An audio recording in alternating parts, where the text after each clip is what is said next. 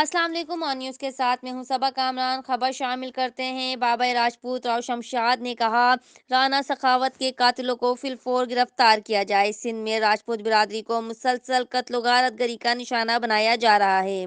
وزیر اعظم army chief justice بڑھتی ہوئی لاقانونیت کا نوٹس لیں۔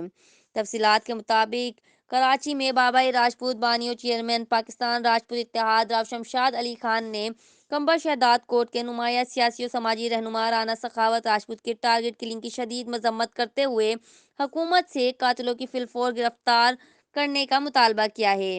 اپنے ایک بیان میں بابا راجپوت راؤ شمشاد علی خان اور آن نیوز کے سی ای او راؤ ذوالفقار علی نے کہا کہ سندھ میں راجپوت برادری کے نوجوانوں اور رہنماؤں اور افسران کو قتل کرنے کا سلسلہ تیزی سے بڑھتا جا رہا ہے، جس کے نتیجے میں سندھ میں بسنے والی راجپوت برادری میں عدم تحفظ کا احساس جنم لے رہا ہے۔ بابا راجپوت نے وزیر اعظم Imran Khan, army chief general Qamar Bajwa اور چیف جسٹس سے رانا سخاوت کے قتل کا نوٹس لینے کا مطالبہ کرتے ہوئے کہا کہ اگر راجپوت برادری کے لوگوں کے قتل کا سلسلہ نہ روکا گیا تو راجپوت برادری ملک گیر احتجاج کرنے پر مجبور ہوگی۔